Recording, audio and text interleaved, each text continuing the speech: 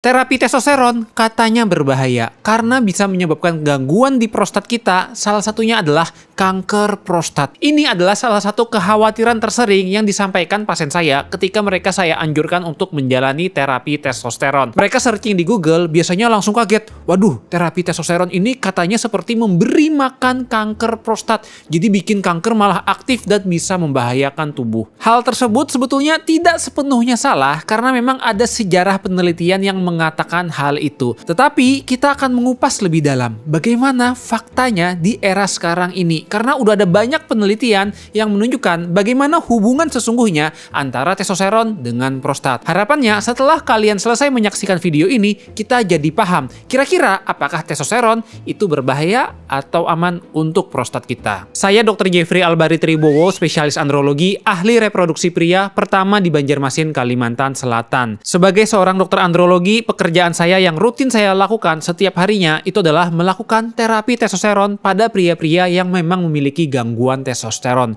Biasanya setelah saya cek gejala dan tanda, kemudian dipastikan dengan laboratorium, kalau memang ditemukan testosteronnya rendah, maka akan saya lakukan terapi penambahan hormon testosteron. Cuman memang tidak bisa dipungkiri ya, kalau kita searching di Google, testosteron itu dampaknya kelihatannya kayak mengerikan. Salah satu yang menjadi dampak kekhawatiran terbesar itu adalah ke fungsi prostat, khususnya di kanker prostat. Karena ada banyak sumber yang menyatakan hal tersebut. Tapi sebelum kita melangkah lebih jauh, kita harus tahu dulu ya, prostat ini apa sih? Karena banyak yang salah paham, menganggap kalau prostat itu merupakan sebuah penyakit. Sebetulnya, prostat itu merupakan sebuah organ reproduksi pria. Jadi kita para pria yang sehat sebetulnya pasti punya organ prostat ini. Dia letaknya di bawah kantung kencing kita. Ukurannya itu persis seperti kayak kacang kenari ya dalam keadaan normal. Hanya saja kalau terdapat kelainan, prostat ini dia dapat membesar. Nah, pembesaran prostat itu ada yang jinak dan ganas. Kalau yang jinak ini sering karena bertambahnya umur. Mungkin kita ngelihat ada orang tua yang sulit kencing, akhirnya harus dipasang selang. Ternyata diketahui dia ada penyakit pembesaran prostat jinak.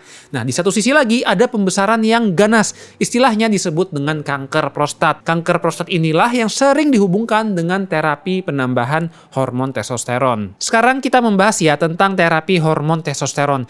Jadi terapi penambahan hormon testosteron itu sudah ditemukan cukup lama, di tahun 1935. Seiring berjalannya waktu lebih lanjut, akhirnya ditemukan ya formula testosteron sintetis atau buatan yang dapat bermanfaat baik di tubuh pria. Sejak saat itu 1940 ke atas dikembangkanlah terapi penambahan hormon testosteron pada pria-pria yang mengidap gangguan hormon. Namun semua berubah ketika ada seorang dokter yang namanya Charles Huggins. Dia mendapatkan penghargaan Nobel tentang hubungan antara kanker prostat dengan terapi hormon. Ceritanya saat itu kanker prostat itu cukup sering ditemukan pada pria. Gejalanya cukup luas, mulai dari gangguan berkemih sampai akhirnya bisa menyebar dan akhirnya bisa menimbulkan permasalahan serius. Suatu hari Charles Huggins ini berpikir, kira-kira gimana ya cara menanggulangi kanker prostat.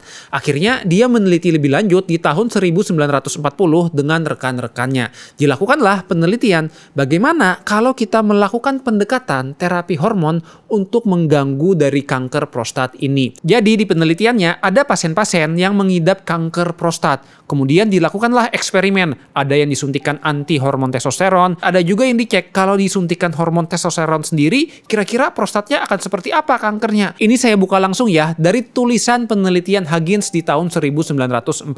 Jadi ini ya judul penelitiannya, di mana di sini dia menyebutkan ada 8 pasien yang mengidap kelainan kanker prostat. Di situ dia bilang kalau dia melakukan pemeriksaan darah untuk penanda keganasan dari kanker prostat menggunakan namanya asid fosfatase. Jadi asid fosfatase ini dianggap kalau semakin tinggi itu artinya kankernya aktif dan semakin akan menyebar. Makanya dia akan dilihat kalau angkanya naik setelah terapi itu merupakan penanda buruk. Tetapi kalau misalnya angkanya turun itu merupakan hal yang baik. Dari 8 pasien yang mengidap kanker prostat, 5 diantaranya disuntikan hormon penurun testosteron. Sementara 3 yang lain disuntikan hormon testosteron. Lalu dicek kira-kira bagaimana responnya. Untuk suntikan anti testosteron ditemukan ya kalau memang dia mampu mengurangi untuk pembesaran dari prostat.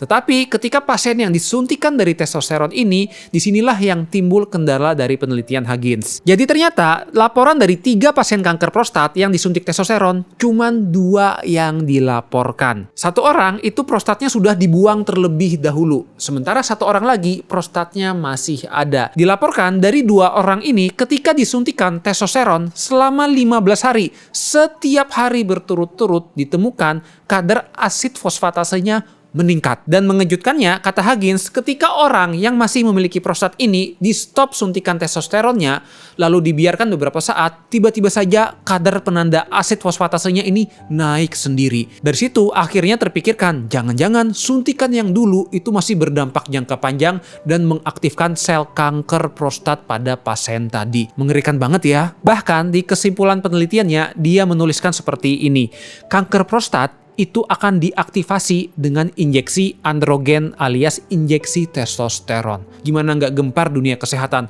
Waktu itu orang-orang yang biasa suntik testosteron langsung panik. Jadi kalau ada pasien yang mau suntik testosteron, harus dicek prostatnya lebih ketat. Dibiopsi atau diambil dagingnya, dicek benar ada kanker atau enggak. Lalu dievaluasi rutin terus untuk mencari keamanannya. Tetapi sekali lagi, penelitian Huggins ini ternyata tidak sempurna seutuhnya. Yang pertama, jumlah pasiennya itu sangat sedikit. Dari 3, cuma 2 yang dilaporkan. Kemudian dari 2, cuma 1 yang masih memiliki prostat dan aktif. Dan itu pun belum bisa menjadi patokan seutuhnya karena cuma 1 orang loh. Lalu masalah lainnya, indikator penanda kanker prostat yang digunakan itu namanya asid fosfatase. Indikator tersebut sekarang sudah jarang banget digunakan. Kenapa jarang digunakan? Karena sekarang sudah ada metode lain yang jauh lebih sensitif dan jauh lebih bisa mendeteksi kanker prostat. Namanya itu adalah PSA atau Prostate Specific Antigen. Kenapa asid fosfatase ini diganti PSA? Karena ditemukan ya dari penelitian kalau PSA ini dia jauh lebih sensitif dan jauh lebih baik untuk mendeteksi kanker prostat pada seorang pria. Makanya sekarang ini ya kalau kalian mengecek tuh untuk masalah prostat, entah ke dokter urologi atau ke dokter andrologi, pasti salah satu pemeriksaan darah untuk mengecek ada kanker prostat atau enggak yang diorder itu adalah PSA, bukan asid fosfatase. Karena ini merupakan standar umum yang digunakan. Metode pemeriksaan yang digunakan saat dulu oleh Huggins di tahun 1940-an sebetulnya tidak begitu ideal karena kurang akurat. Baik, sebelum saya lanjut bercerita, di sini saya minta tolong ya untuk kalian mengklik tombol subscribe di bawah karena itu akan sangat membantu sekali supaya saya semangat bikin konten dan tidak ketinggalan ketika ada edukasi selanjutnya tentang hormon testosteron. Sekarang kita akan membahas ya bagaimana hubungan sesungguhnya antara testosteron dengan prostat. Seiring berjalannya waktu setelah penelitian Huggins, semakin banyak ya penelitian-penelitian lain yang mengkaji lebih lanjut. Kira-kira seperti apa sih sebetulnya hubungan testosteron dengan prostat? Apakah betul kalau suntikan testosteron itu akan mengaktifasi sel kanker prostat? Karena ya tadi banyak orang yang ngerasain sebetulnya manfaat dari terapi hormon testosteron.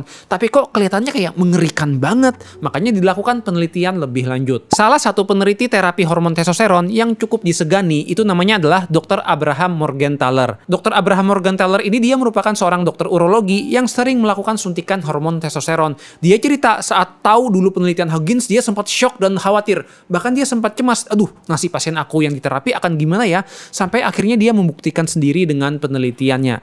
Ditemukan ya ternyata kalau prostat dengan testosteron sebetulnya dia punya hubungan yang cukup unik. Jadi ternyata organ prostat ini dia membutuhkan hormon testosteron supaya bisa berfungsi dengan normal.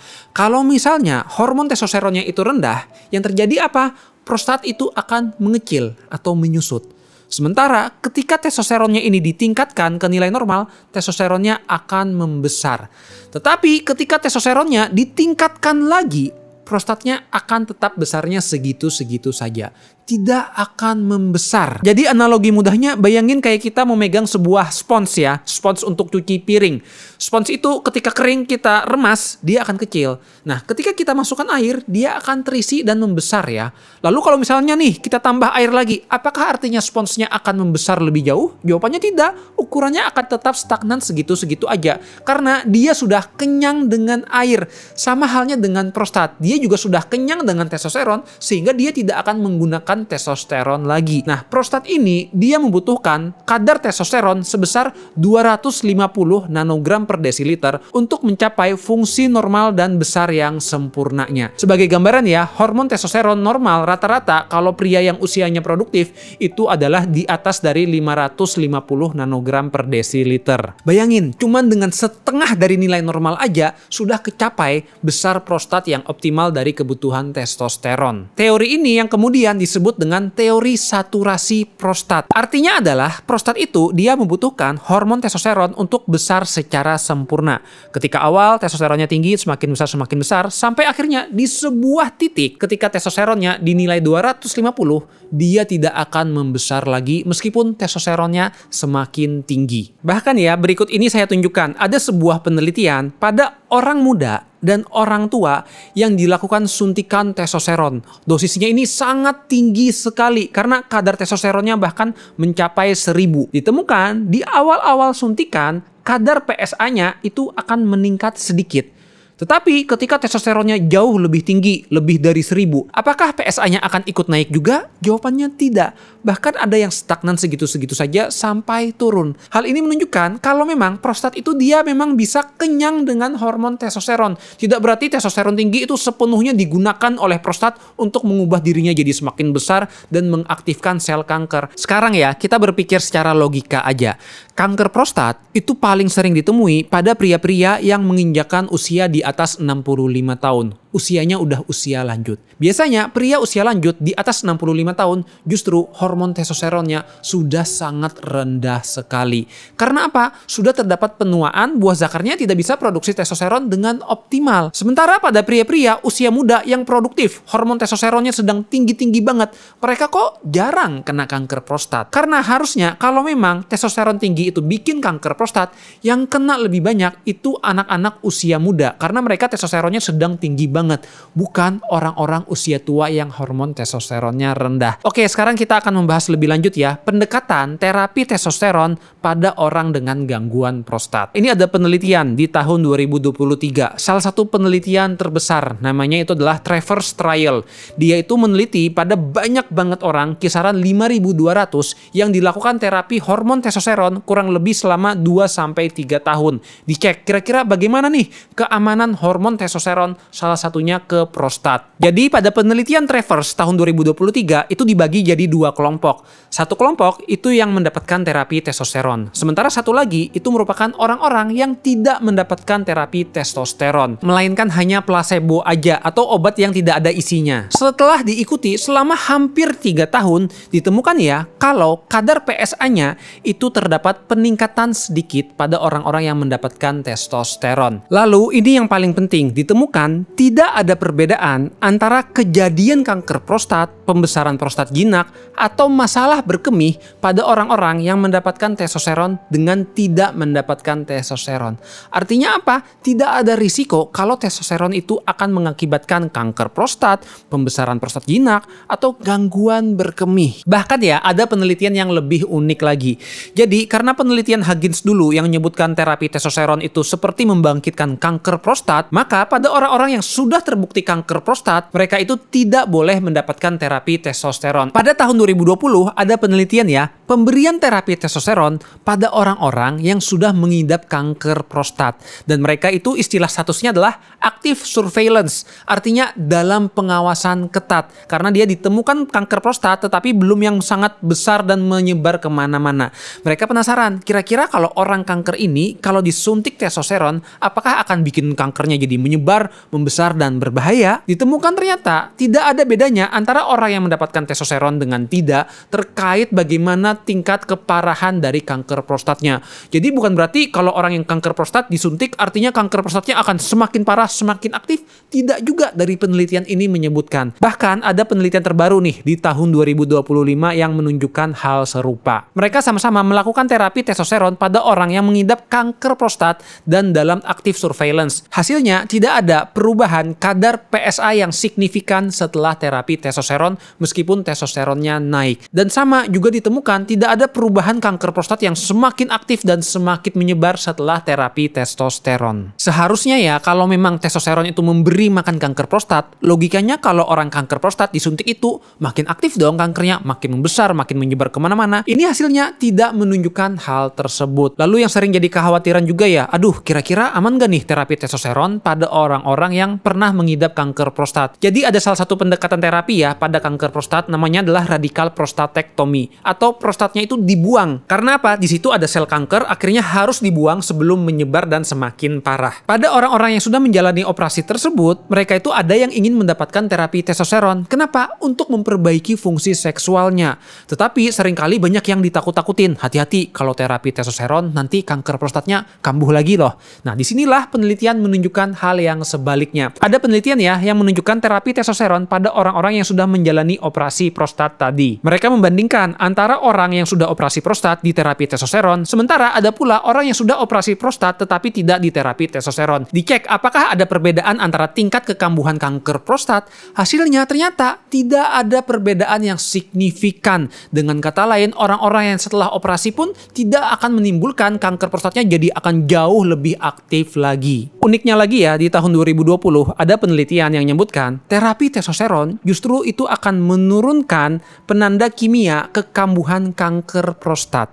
Jadi justru testosteron ini memiliki hal yang sangat baik dan protektif terhadap kesehatan prostat kita. Oke, tadi kita udah banyak membahas ya tentang penelitian mengenai testosteron dan prostat. Lalu kesimpulannya nih, kira-kira apakah terapi testosteron itu aman atau tidak untuk prostat? Dari data yang sudah saya paparkan tadi ya, sudah sangat jelas kalau sebetulnya terapi testosteron aman untuk kesehatan prostat kita. Tidak ada istilahnya kalau terapi testosteron itu seperti akan mengaktifkan sel kanker prostat pria, atau terapi testosteron itu seperti memberi makan kanker prostat. Namun perlu diingat juga ya, kanker prostat itu merupakan sebuah hal yang berbahaya secara umum. Makanya pria-pria kalau sudah di atas 40 tahun ke atas, apalagi ada riwayat keluarga yang mengidap kanker prostat, sangat penting untuk melakukan pemeriksaan screening kanker prostat. Salah satu pemeriksaannya yaitu tadi namanya adalah ambil darah dengan pengecekan PSA, prostat specific antigen. Kalau memang angkanya itu meningkat di atas 4, maka itu bisa ada banyak faktor penyebabnya. Bisa karena radang, pembesaran jinak, atau kekhawatirannya itu adalah kanker prostat. Makanya perlu dievaluasi lebih lanjut kalau PSA-nya meningkat ini betul kanker prostat atau tidak. Kalau memang gangguan yang ringan nggak ada masalah.